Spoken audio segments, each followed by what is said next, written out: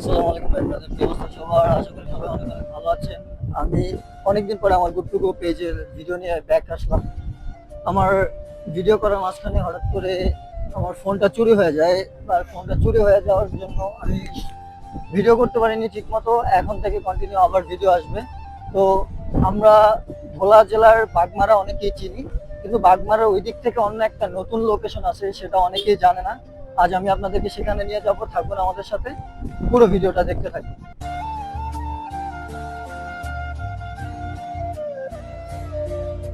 আর এভাবে বলতে বলতে চলতে চলতে আমরা চলে এলাম বাগমারা ব্রিজে। এখন উঠে যাব ব্রিজের উপরে। আর বাগমারা ব্রিজে ওঠার আগের এই মুহূর্তটা জাস্ট আমেজিং একটা মুহূর্ত ছিল। দুই সাইডে যেহেতু এখন বর্ষা মৌসুম, দুই সাইডে প্রচুর পানি উঠে গেছে, চরগুলো ডুবে গেছে।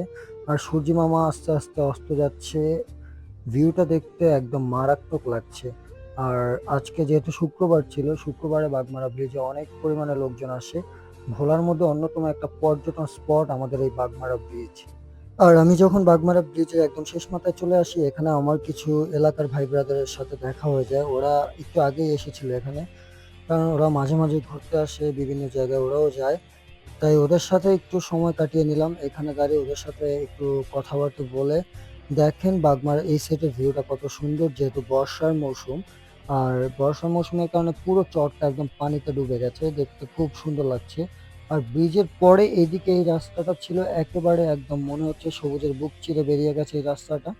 আমরা আমাদের গন্তব্যে চলে এসেছি। আর এটাকে চারপাশটা দেখলে মনে হবে যে একেবারেই গ্রাম। আসলে এই সাইডটা একদম গ্রাম সাইড, একদম গ্রাম সাইডে আমরা চলে এসেছি। আর সামনে আগাবো আমরা, একদম এদিক থেকে নদীর পাড়ে চলে যাব। প্লেসটা অনেক সুন্দর, সেখানে ভিউটা আপনাদেরকে দেখাবো। এই মাটির রাস্তাটা ধরে আমরা একদম নদীর পাড়ে এগিয়ে যাব। সেখানে যাওয়ার পরে আপনার সুন্দর একটা মনোরম দৃশ্য দেখতে পারবেন। এই জায়গাটা অনেক সুন্দর। এইখানে আসার পর একটা গ্রাম্য ভাইব পাওয়া যায়। একদম ছোট খালের মধ্যে নৌকা বাঁধা থাকে, আর দূরে একটা মহিষের পাল দেখা যাচ্ছে। ভোলা যেহেতু মহিষের দুধের দধির জন্য বিখ্যাত, আর বেশিরভাগ দুধের যোগান এইখান থেকেই হয়।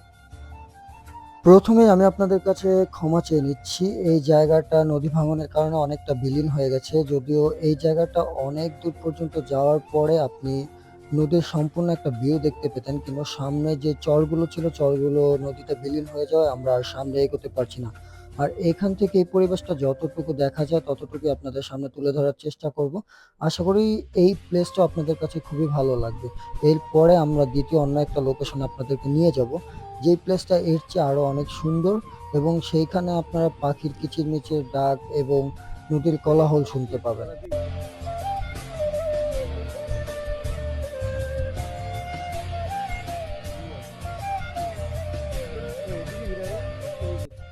প্রথম জায়গা থেকে হতাশ হয়ে ফিরে দ্বিতীয় জায়গাটায় যাচ্ছি। এই সিনটা একটু দেখে নেন, এই সিনটা মনোরম একটা সিন না? দেখতে কতটা সুন্দর, ছোট খালের মধ্যে নৌকা বাঁধা, অন্যদিকে সূর্যমামা অস্ত যাচ্ছে। আর এখান থেকে আমরা একটা বালুর মাঠে প্রবেশ করব, সেইখান থেকে চরম একটা ভিউ পাওয়া যায়। আর সেই ভিউটা আপনাদেরকে দেখানোর চেষ্টা করব, আমাদের সাথে থাকবেন।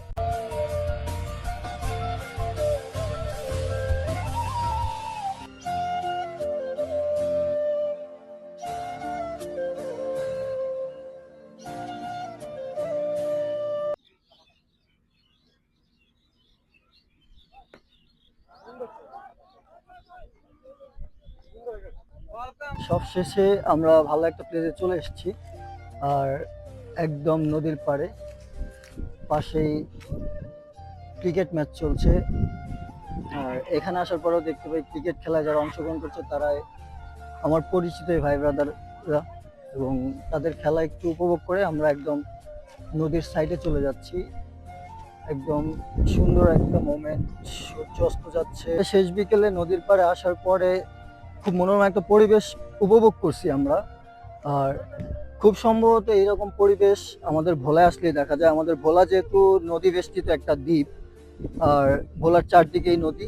আচ্ছা, আপনি কি বলতে পারবেন এই ভিউটা দেখার পরে আপনার মন খারাপ থাকবে? অবশ্যই না, এরকম ভিউ দেখার পরে কারোই মন খারাপ থাকতে পারে না।